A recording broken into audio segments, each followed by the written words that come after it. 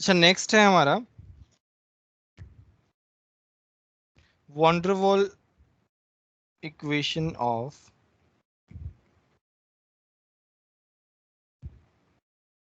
Real gas. तो वो हम डिराइव करेंगे, ठीक है, वो हम डिराइव करेंगे उसका। जैसे तुम्हारा पीवी इक्वल टू एनआरटी क्या होता है, आइडियल गैस के लिए होता है, आइडियल गैस। रियल गैस के लिए होता है P plus a n square upon we square, V minus N b equal to n R T. This is real gas का इक्वेशन। देख रहे हो कितना कॉम्प्लिकेटेड होता है। इसको हम बोलते हैं वॉल्यूम करेक्शन, इसको हम बोलते हैं प्रेशर करेक्शन। तो दोनों का डेरिवेशन जो है ना हम लोग देखेंगे इस आज के लेक्चर में। तो पहला है आता है वॉल्यूम करेक्शन। अच्छा बताओ, वॉल्यूम का डेफिनेशन मैंने क्या बताया था? वो एरिया जिसमें गैस मॉलिक्यूल्स मूव कर सके। हाँ, वैसा वॉल्यूम जिसमें जो गैस मॉलिक्यूल्स हैं वो आराम से फ्रीली घूम सकें sir basically. Space between gas molecules. हाँ हाँ, वही वही वही बेसिकली वही मीन किया मैंने। अब देखो ये मॉलिक्यूल जो है जब ये घूम रहा है, ठीक है, ये मॉलिक्यूल इस साइड आ रहा है, आ रहा है, आ रहा है, आ रहा है, बट ये क्या करेगा, ये वाला जो मॉलिक्यूल है, देखो मैं अब इसको जूम इन कर रहा हूँ, ये मेरा एक मॉलिक्यूल है, ये मेरा एक मॉलिक्यूल है।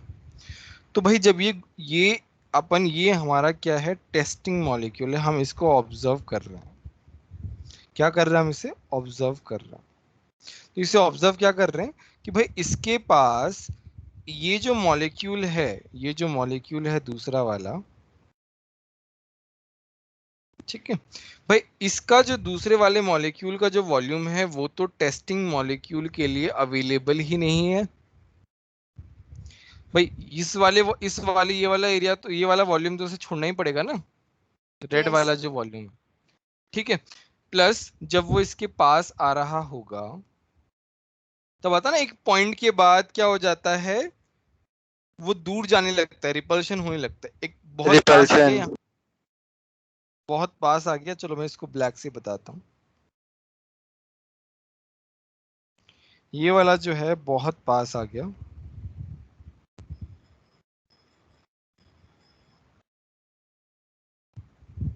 ठीक है। जैसे ही पास आया वैसे रिपल्शन होना स्टार्ट होगा। इसका मतलब रेड वाले का जो है कुछ टेरिटरी भी होगा,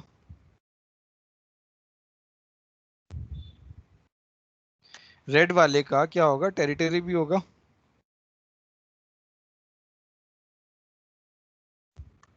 ये वाला उसका टेरिटरी होगा, भाई इसके अंदर नहीं आ सकता। इसका मतलब क्या है कि this is the excluded volume, कि भाई ये वॉल्यूम तो उस मॉलिक्यूल के लिए बचा ही नहीं है घूमने के लिए। तो हमें एक्सक्लूडेड वॉल्यूम जो है वो निकालना है। बताओ मेरी बात समझ में आई कि नहीं? सर वो रेड वाला यस सर। पूरा। सर ये फिर से बताना, ये जूम इन करने के बाद जो आपने कहा।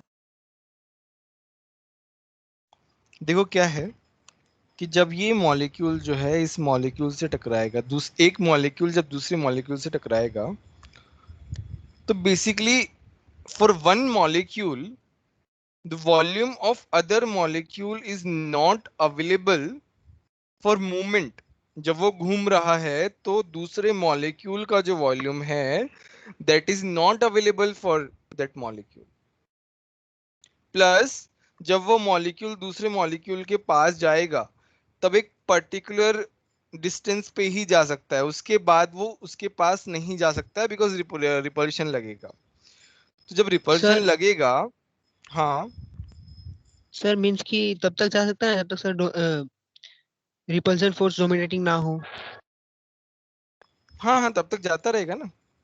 बता तो रहा हूँ कि ये एक टेरिटरी मार्क कर देगा for this molecule, for red वाला जो मॉलिक्यूल है इसके लिए ग्रीन वाला जो है टेरिटरी है, कि भाई इसके अंदर कोई मॉलिक्यूल आ नहीं सकता। ऐसे ही टेरिटरी जो है वो हर किसी मॉलिक्यूल के लिए होगी। तो मेरा जो टेरिटरी वाला रीजन है वो क्या हो गया, एक तरीके से एक्सक्लूडेड वॉल्यूम हो गया मेरे लिए। और ऐसा हर एक मॉलिक्यूल के लिए होगा। पहले हम एक मॉलिक्यूल के लिए कैलकुलेट करेंगे कि वो टेरिटरी वाला वॉल्यूम कितना है, और फिर उसको हर एक मॉलिक्यूल के लिए निकाल लेंगे। बताओ ये वाली बात समझ में आ रही है कि नहीं आ रही है? Yes sir. अब ये निकालते कैसे हैं? तो तुम्हारे पास क्या है, चलो इसको मैं दूसरे उसमें बताता हूँ। अब ये निकालते कैसे कि तुम्हारे पास इन दो मॉलिक्यूल को एकदम पास रख दिया। चलो एक रेड वाला था तो मैं एक रेड वाला बनाता हूँ। ये इस पे थोड़ी मैथमेटिक्स लगाई है, ठीक है। और जो टेरिटरी वाला था उसको ऐसा पूरा बना दिया। यहाँ पे मैथ्स लगाई है। तो ये मान लो R का है, ये R का है, तो ये वाला जो है सर दूसरा ये पार्ट 2R टेरिटरी का। के अंदर कैसे आ गया? सर हाँ भाई, अभी तो आपने कहा कि वो वहां तक आएगा ही नहीं, उसके अंदर कैसे आ गया? देखो ये पास पास लेके आए हैं फॉर कैलकुलेशन। मैथमेटिशियन ने जो है इसके लिए कैलकुलेशन लगाई। एक सर मैथमेटिक्स तो का मतलब ये सर वो कॉन्सेप्ट तो है। assumption ही है ना खाली। थियोरेटिकल है ना, प्रैक्टिकल नहीं है। नहीं प्रैक्टिकल नहीं है, वो बस एक थियोरेटिकल पार्ट है। ये वाला थियोरेटिकल पार्ट है, प्रैक्टिकल पॉसिबल नहीं है।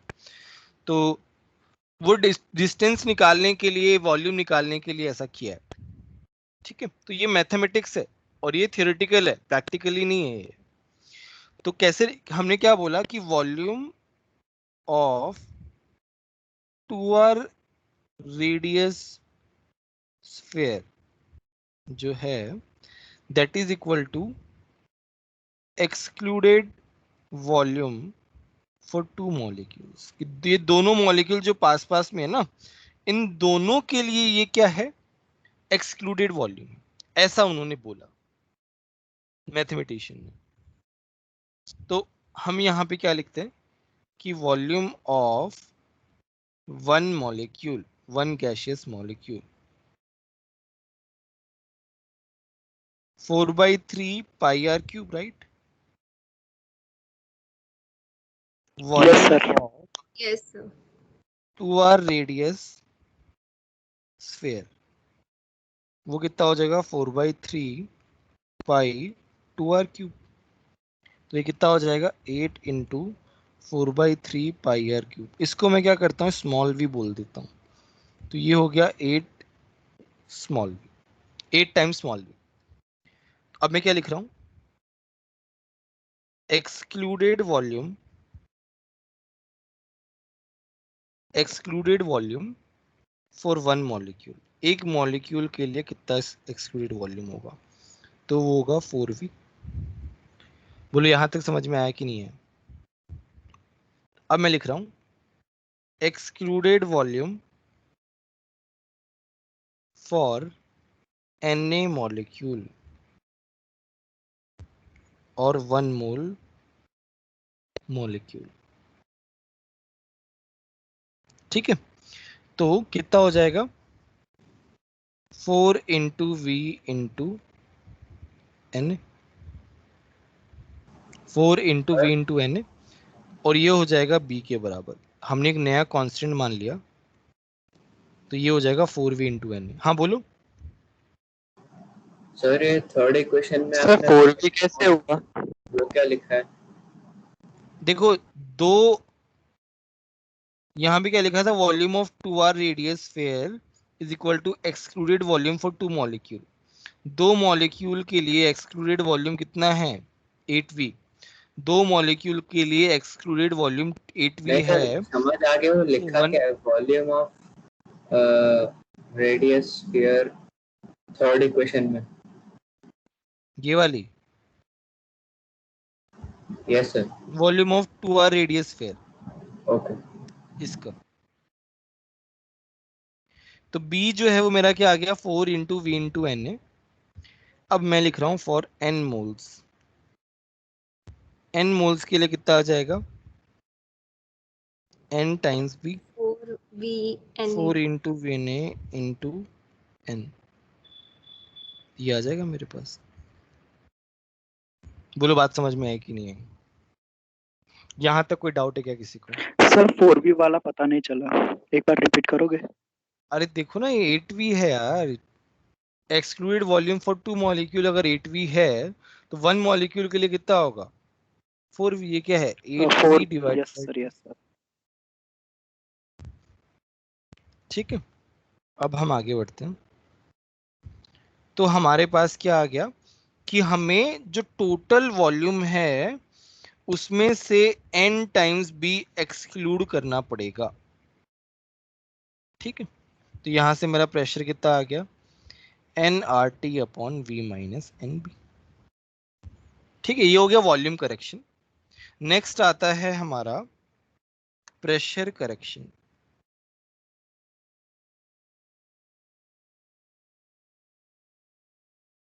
प्रेशर करेक्शन के लिए हम समझते हैं, तो यहां पे मेरा एक मॉलिक्यूल है, यहां पे और मॉलिक्यूल। देखो ये जो मॉलिक्यूल है ये क्या कर रहा है वॉल पे बेसिकली टकरा रहा है। तो जब ये वॉल को हिट कर रहा है तो at the same time there will be some attraction forces of other molecules which will be holding that electron back। कि ये वाला जो मॉलिक्यूल है, सॉरी मॉलिक्यूल बैक, ये वाला मॉलिक्यूल जाना चाह रहा है इस साइड, ये वाला मॉलिक्यूल जाना चाह रहा है इस साइड, बट पीछे से दूसरे जो मॉलिक्यूल हैं वो उसे अट्रैक्शन फोर्स के थ्रू खींच रहे हैं पीछे की तरफ। तो बेसिकली जितना प्रेशर लगना चाहिए उससे कम प्रेशर लगेगा। ये वाली बात समझ में आई कि नहीं आई? Yes sir. एक मॉलिक्यूल जो है वो वॉल पे क्या कर रहा है हिट कर रहा है to create a pressure. that's what we call pressure when molecules are hitting the wall, so that force upon area is called pressure. So at the same time other molecules are also attracting that molecule backwards. So जो total pressure जितना होना चाहिए मेरा उससे कम pressure होगा।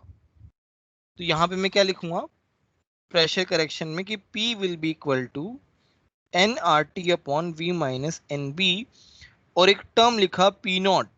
तो मतलब ये जो है प्रेशर इतना होना चाहिए था बट एक्चुअल में जो है उसमें से कुछ माइनस होगा। और ये क्या माइनस होगा molecules which are, sir NP naught होगा ना?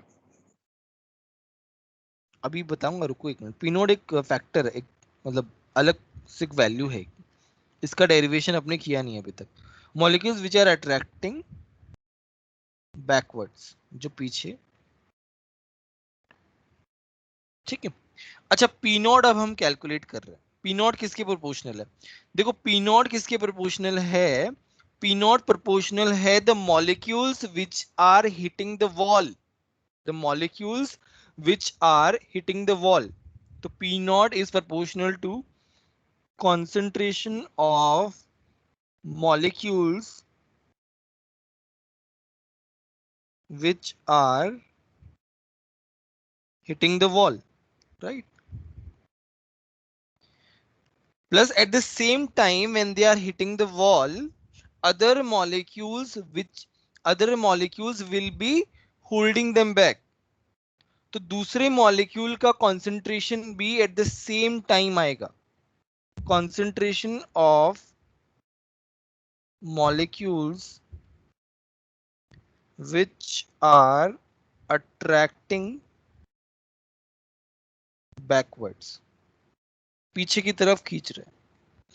तो पी नॉट प्रोपोर्शनल किसके है concentration of molecules which are going to hit the wall into at the same time other molecules will be attracting them backwards. So P naught will be proportional to concentration of both, isn't it?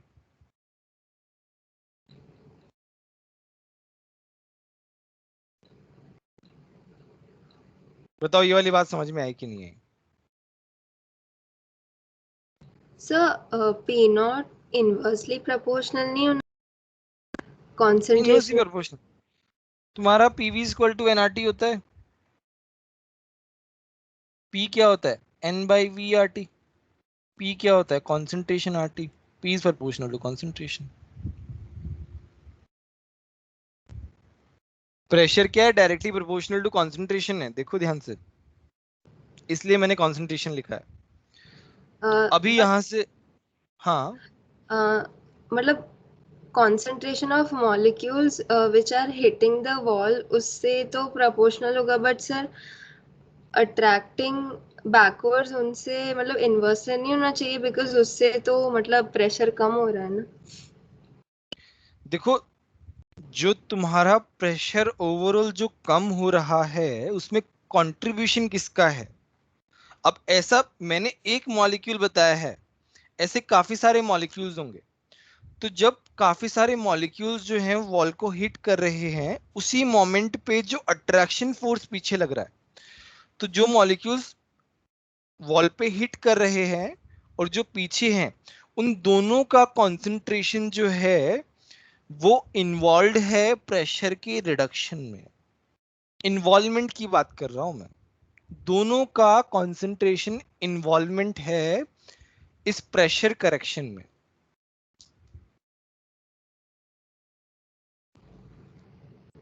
Yes sir. Sir वापस repeat करना. बस ये बताया है कि P not जो है वो मेरा क्या है?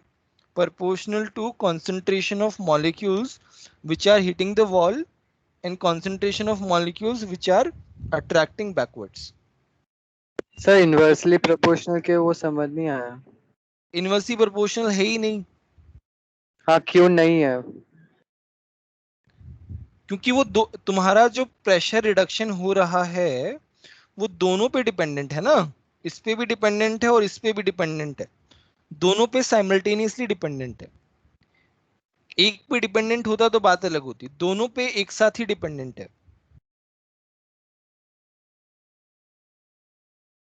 तो यहाँ पे हम प्रोपोर्शनलिटी हटाने के लिए लिख लेते हैं a n square upon we square. यहाँ पे ए क्या है? ए है अट्रैक्शन फैक्टर. ए क्या है? Attraction factor. कि अलग अलग गैसेस का अट्रैक्शन अलग अलग होगा, तो ए जो है वो एक जस्ट एन अट्रैक्शन फैक्टर है. कितना अट्रैक्शन है? तो पी नॉट मेरे पास कितना आ गया? A n square upon we square. इसका स्क्रीनशॉट ले लो तो.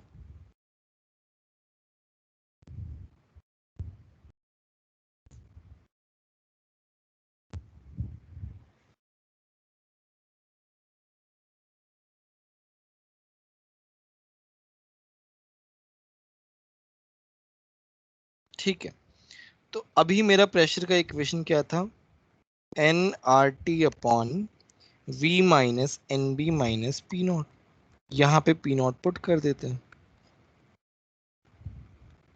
ए n square upon we square P. तो ये हो जाएगा P plus a n square upon we square is equal to n R T upon V minus N b. ये उधर चला गया तो यहाँ पे हो गया V minus N b is equal to n R T. मेरे पास क्या आ गया? इक्वेशन आ गया इस तरीके से. बोलो वंडरवॉल इक्वेशन प्रूव हो गया तुम्हारा. बोलो किसी को डाउट है तो. सर मतलब P नॉट जो है वो मेन प्रेशर से सब्ट्रैक्ट होना बाकी है, वो बस बताता है कि कितना मतलब कितना प्रेशर का इफेक्ट कितने से कम हो रहा है. एग्जैक्टली वो एक तरीके से प्रेशर करेक्शन ही है.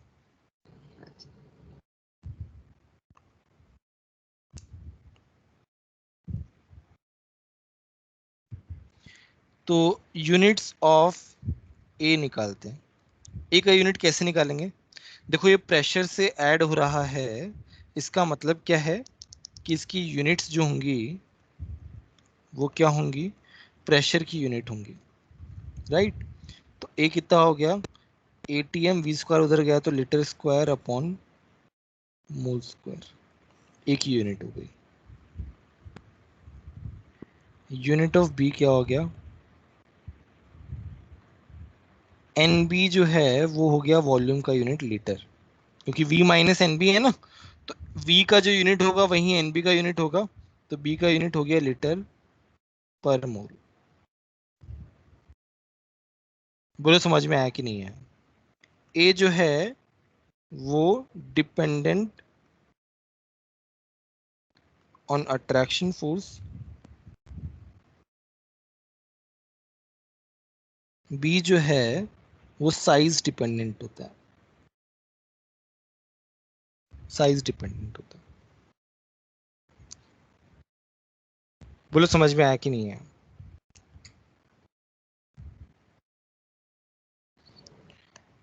Yes, sir sir. Size dependent yes sir. कैसे समझने?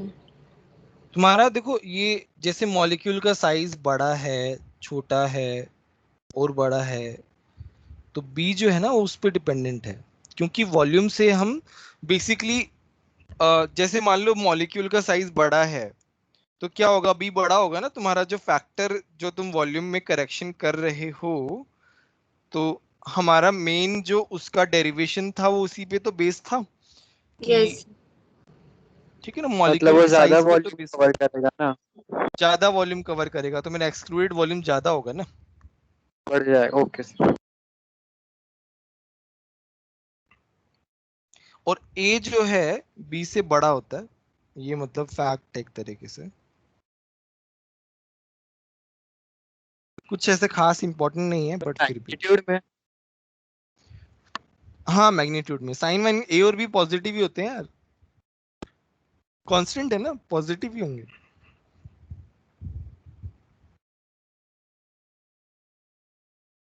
ठीक है, सर इनकी अभी हम ए वैल्यू और क्वेश्चन में क्या क्या, क्वेश्चन में ए और बी दिया हुआ होगा। हाँ हाँ दिया हुआ होगा ऑब्वियसली, करोगे कैसे अदरवाइज। तो नेक्स्ट आता है ए जो है वो पोलर मॉलिक्यूल के लिए ज्यादा होता है नॉन पोलर के कंपैरिजन में। क्यों, ये तो तुम बता सकते हो यार। क्योंकि पोलर मॉलिक्यूल का Attraction अट्रैक्शन ज्यादा फोर्स होगा। जो है ना, अट्रैक्शन फोर्स जो है वो का ज्यादा होगा।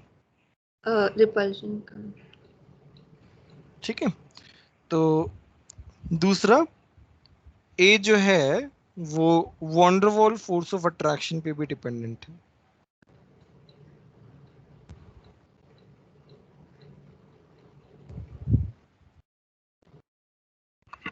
अभी हम कंपेयर करते हैं इनकी वैल्यू। एक क्वेश्चन है कंपेयर ए वैल्यू, तो तुम्हारे पास है, ये है एन पेंटेन, फिर है एन ब्यूटेन, फिर है आइसोपेंटेन। बताओ क्या होगा। सर पहले का सबसे ज्यादा होगा, डिक्रीजिंग ऑर्डर। फिर सेकंड, फिर सर थर्ड। फर्स्ट वाला सबसे ज्यादा, फिर सेकंड, फिर थर्ड। ध्यान से, सब गलत बता रहे हो यार, सोचो तो सही, थोड़ा सा टाइम लो, थोड़ा सा ऐसी मत बोलो।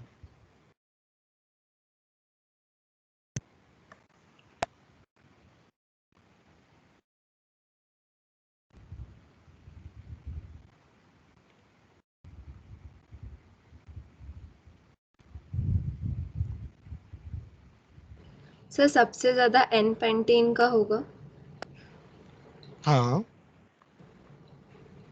फिर एन ब्यूटेन और फिर आइसोपेंटेन। अभी तो बोला कि गलत है ये वाला। चलो बताता हूँ, सर फिर देखो, सरफेस पे हाँ भी डिपेंड होता है ना। देखो, आइसोपेंटेन। देखो तुम्हारा मास पे डिपेंडेंट होता है वॉन्डरवॉल फोर्स ऑफ अट्रैक्शन, मैंने बताया था पहले भी, ये मॉलिक्यूलर मास पे डिपेंडेंट होता है। मास सबसे ज्यादा किसका है, इसका है और इसका है। ठीक है, अब इन दोनों में कैसे करते हैं, सरफेस एरिया ये भी बताया था कि Branch. वॉन branches wall sir, number of branching. Branching के इनवर्सली प्रोपोर्शन होता है, ये बताया था मैंने। वॉन वॉल्स फोर्स जो है inversely sir. Proportional to branching. Branching. तो ये 1 है, ये 2 है और ये 3 है, तो 1 का सबसे ज्यादा होगा, फिर थर्ड फिर का और 3 फिर 2 इस तरीके से। या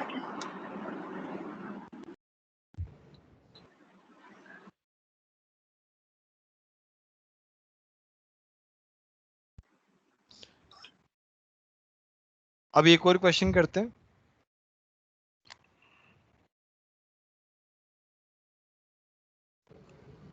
तुम्हारे पास है NH3 gas, CO2, CH4, sir तुम्हें ए वैल्यू, हाँ बोलो। सर अगर वहाँ पे आइसोपेंटेन की जगह आइसोहेक्सेन होता तो? हाँ तो आइसोहेक्सेन ज्यादा हो जाता है ना, मास जो है वो ज्यादा डोमिनेटिंग है ना, पहले मास देखते हैं और उसके बाद ब्रांचिंग देखते हैं। CO2 फिर NH3 प्लस CH4। नहीं, थोड़ा दिमाग लगाओ, इसमें थोड़ा दिमाग लगाना पड़ेगा, ऐसे नहीं होगा।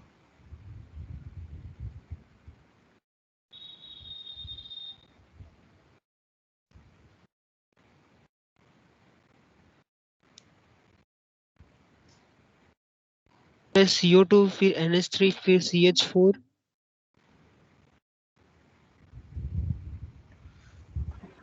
हाँ नहीं सर, CO2 NH3 और H4। नहीं नहीं नहीं, गलत है गलत है। सोचो सोचो, बोलते रहो, थोड़ा दिमाग लगाना पड़ेगा। CO2 CH4 and NH3। CO2 CH4 and NH3। नहीं नहीं नहीं नहीं।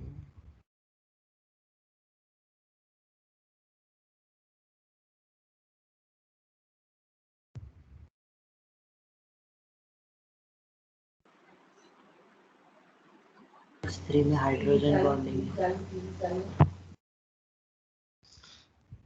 किसने बोला अभी? सर CO2 फिर NH3 फिर CH4।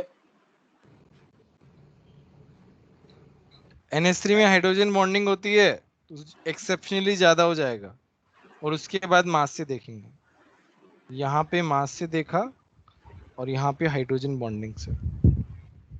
जेई में आ चुका है क्वेश्चन, ठीक है।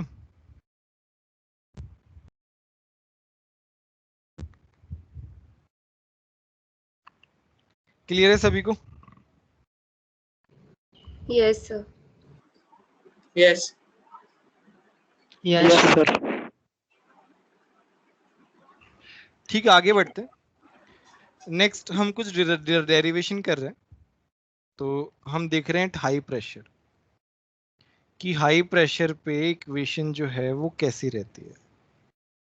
तो हमारे पास है P प्लस AN² / V², जो अभी अभी हमने डिराइव किया।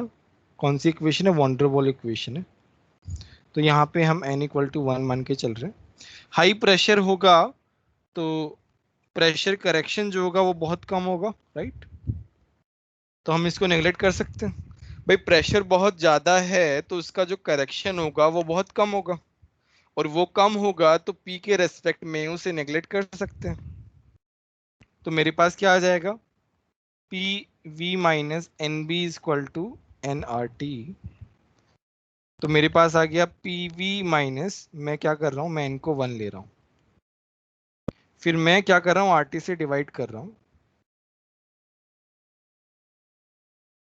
मेरे पास PV/RT क्या होता है? Z होता है। Z क्या आ गया? 1 प्लस PV/RT हो गया। इसका क्या मतलब है बताओ? कि एट हाई प्रेशर Z तुम्हारा क्या आ रहा है? ग्रेटर देन 1 आ रहा है, जो कि ग्राफ से भी आ रहा था, अभी किससे आ रहा है? डेरिवेशन से भी आ रहा है। At high pressure Z is greater than 1, which is equal to 1 plus PB/RT। तो जब भी हाई प्रेशर बोले specifically, then you have to use this equation। बोलो बात समझ में आई कि नहीं आई? Yes sir. Sir. Yes sir. ठीक है। In a similar way we can calculate for low pressure as well। So when pressure is low, your volume is high, right? So volume is high, then V minus NB can be written as V. भाई volume ज्यादा हो गया, volume ज्यादा हो गया तो V minus N B volume का जो फैक्टर है वो हटा देंगे, तो मेरे पास क्या बन जाएगा, P plus A upon we square V R T, ये हो जाएगा P V plus A upon V is equal to R T, P V upon R T is equal to 1 minus A upon V R T. तो ये क्या हो गया, Z less than 1 हो गया। Less than low 1। प्रेशर पे Z less than 1 था, ये देखा था हमने। लो प्रेशर पे Z less than yes 1 sir. था, नेगेटिव डेविएशन था, और हाई प्रेशर पे क्या था, पॉजिटिव डेविएशन। पॉजिटिव डेविएशन था। ठीक है, सर वहाँ पे an² हाँ बोलो। अरे n1 ले लिया ना हमने, n अच्छा, मेरा 1, हाँ हाँ सर। तो ये दो इक्वेशन डिराइव हो गई। चलो अब हम छोटा सा डेरिवेशन और करते हैं। At very very low pressure, बहुत कम प्रेशर है ना, बहुत कम, very very low pressure. So जब प्रेशर जो है वो बहुत कम होगा, देखो बहुत कम के लिए मैंने डबल एरो से शो किया, तो वॉल्यूम मेरा बहुत ज्यादा होगा, वॉल्यूम मेरा बहुत ज्यादा होगा, तो V माइनस एन बी को मैं क्या लिख सकता हूँ, V लिख सकता हूँ, राइट। यस। दूसरा दूसरा A अपॉन वी स्क्वायर, जब V बहुत ज्यादा है तो A अपॉन वी स्क्वायर जो होगा वो बहुत 0। ज्यादा कम होगा, तो मैं P plus A upon we square को क्या लिख सकता हूँ, P लिख सकता हूँ। भाई ठीक। जब V बहुत ज्यादा है तो उसका डिनोमिनेटर का स्क्वायर तो बहुत ही कम होगा। बोलो ये वाली बात समझ में आ रही है कि नहीं आ रही है।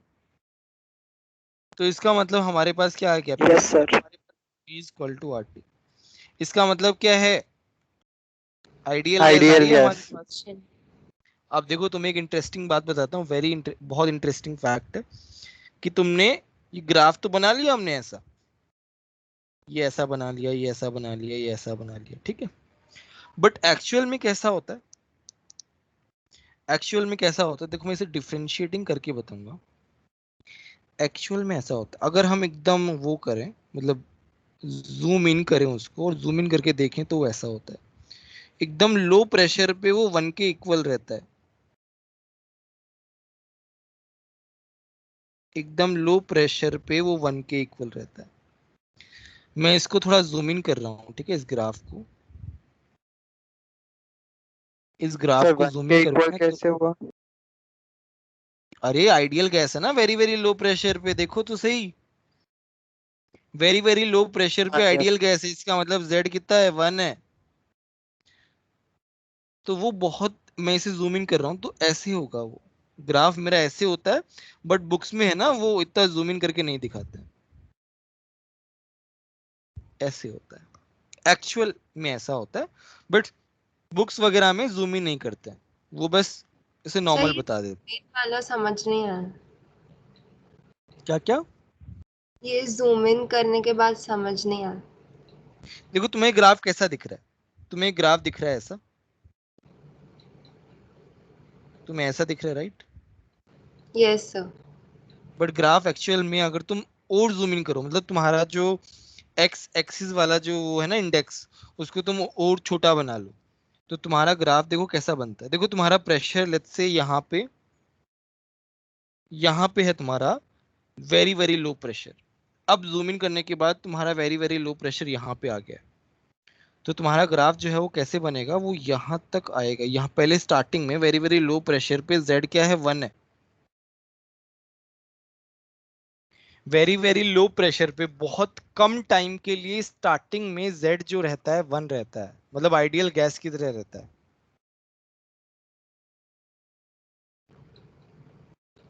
Yes sir. ठीक है, तो at very very low pressure पे आइडियल गैस की तरह बिहेव करता है। इसका स्क्रीनशॉट ले लो, ये नोट्स में नहीं लिखा हुआ है ना, ये ऐड कर लेना नोट्स में, ये नोट्स में एडेड नहीं है ये।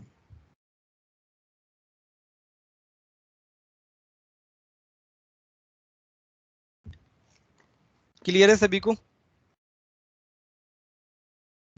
Yes, sir. Yes.